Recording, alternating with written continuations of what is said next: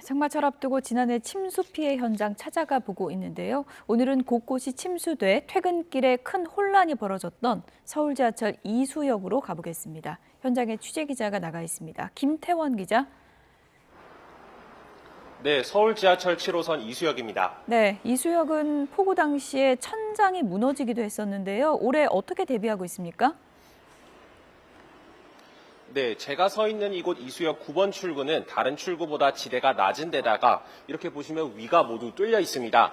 그래서 지난해 폭우 당시 이곳 에스컬레이터를 따라 빗물이 집중적으로 유입됐는데요.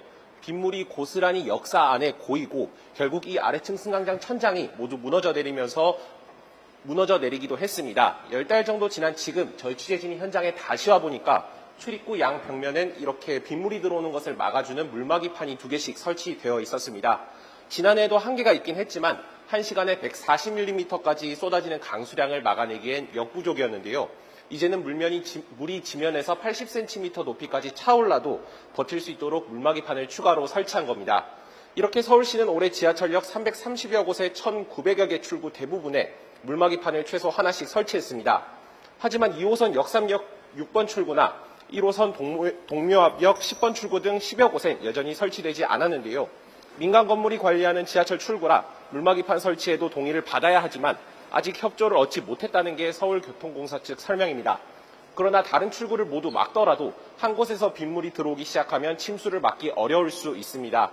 지하철 역사는 공공성을 띠고 있는 만큼 민간이 관리하더라도 대책이 필요하다는 지적이 나옵니다. 네, 그런데 물막이판이 전부 마련됐다고 해도 폭우가 쏟아질 때 신속하게 설치하는 게 관건 아닐까요?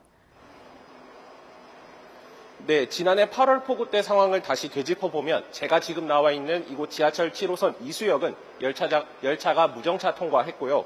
9호선에서도 동정역이 침수되고 바로 옆 구반포역으로까지 빗물이 넘치면서 일부 구간 운행이 중단됐습니다.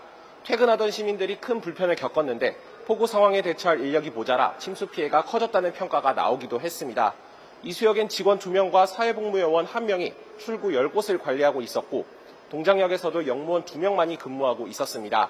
사람이 직접 물막이판을 꺼내와 설치해야 하다 보니 짧은 시간에 비가 퍼붓는데 발빠르게 대응하기가 어려웠던 겁니다. 때문에 폭우가 예상되면 현장 근무 인력을 평시보다 늘리는 등 상황에 맞게 대처할 필요가 있다는 지적이 나옵니다. 지금까지 서울 지하철 7호선 이수역에서 YTN 김태원입니다.